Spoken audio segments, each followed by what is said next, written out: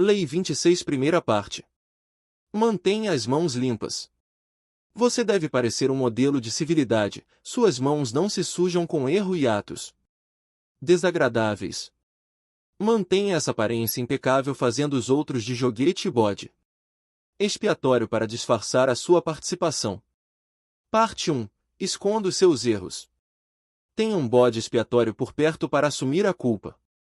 A nossa boa reputação depende mais daquilo que escondemos do que daquilo que revelamos.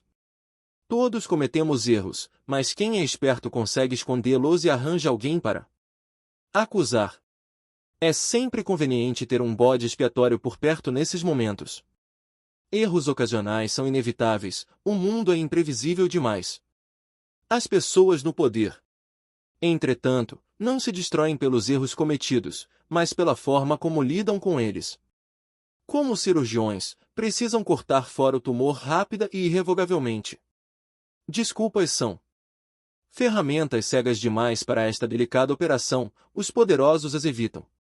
Ao se desculpar, você abre a porta para todos os tipos de dúvidas sobre a sua competência, suas intenções, sobre outros erros que você talvez não tenha confessado.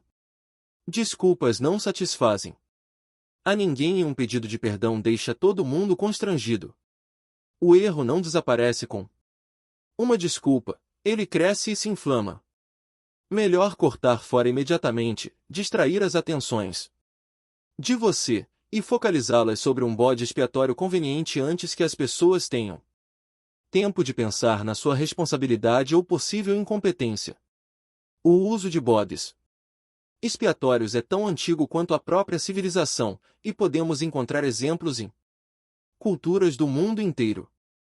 A ideia principal por trás destes sacrifícios é passar a culpa e o pecado para uma figura externa. Objeto, animal ou homem, que depois é banida ou destruída.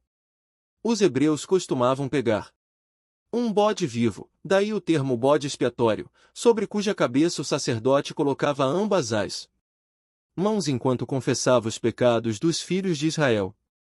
Depois de transferidos esses pecados para o animal, ele era levado para o deserto e lá ficava abandonado. No caso dos atenienses e dos astecas, o bode expiatório era humano, quase sempre uma pessoa alimentada e criada com este objetivo. Visto se considerar que a fome e as pragas eram castigos impostos pelos deuses aos humanos por seus maus atos, o povo sofria não só com a fome e as pragas, mas com a culpa também. Eles se livravam desse sentimento de culpa transferindo para uma pessoa inocente, cuja morte tinha intenção de satisfazer os poderes divinos e banir o mal entre eles. É uma atitude extremamente humana a de não procurar dentro de si mesmo a razão de um erro ou crime, mas sim olhar para fora e colocar a culpa num objeto conveniente. Esta profunda necessidade de externar a própria culpa, de projetá-la em outra pessoa ou objeto tem um poder imenso, que os astutos sabem como controlar. O sacrifício é um ritual, talvez o mais antigo de todos, e o ritual também é uma fonte de poder.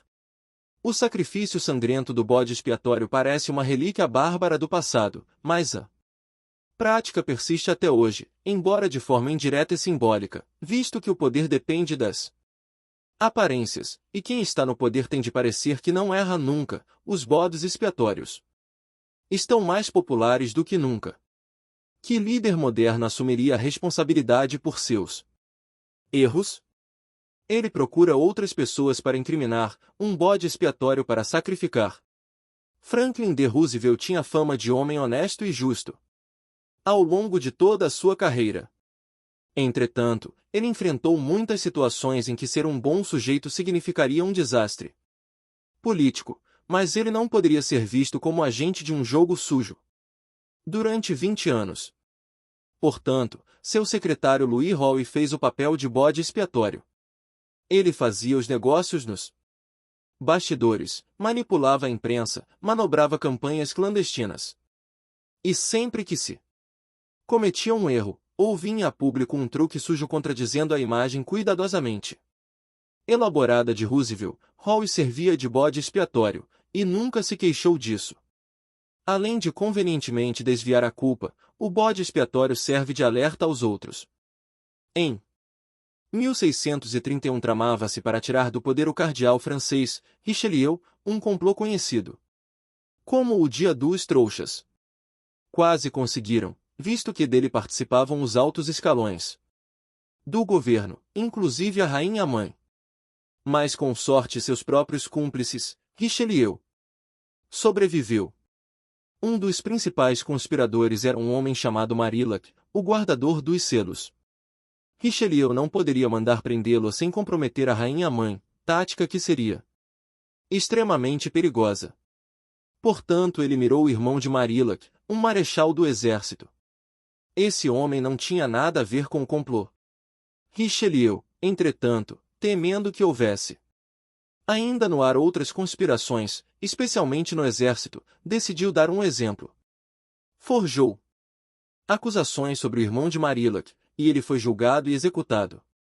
Assim, indiretamente ele puniu o verdadeiro criminoso, que se achava protegido, e avisou aos futuros conspiradores que não relutaria em sacrificar inocentes para proteger o seu próprio poder. De fato, quase sempre é preferível escolher a vítima mais inocente possível como bode expiatório. Pessoas assim não terão poder suficiente para lutar contra você, e seus protestos ingênuos poderão parecer exagerados, poderão ser vistos, em outras palavras, como sinal da sua culpa. Cuidado, entretanto, para não criar um mártir.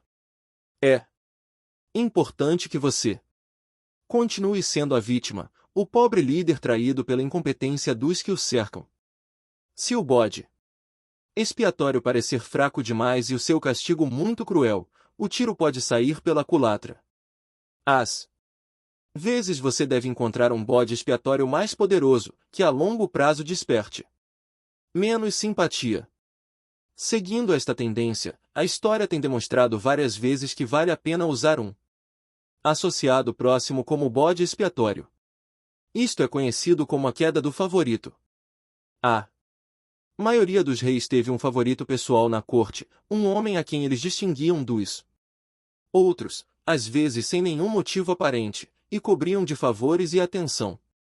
Mas este favorito podia servir como um conveniente bode expiatório se a reputação do rei se visse ameaçada.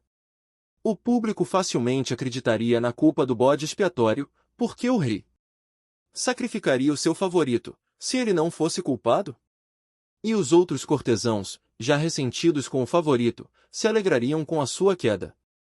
O rei, enquanto isso, se livrava de um homem que provavelmente já sabia demais sobre ele, tendo até atitudes arrogantes e desdenhosas.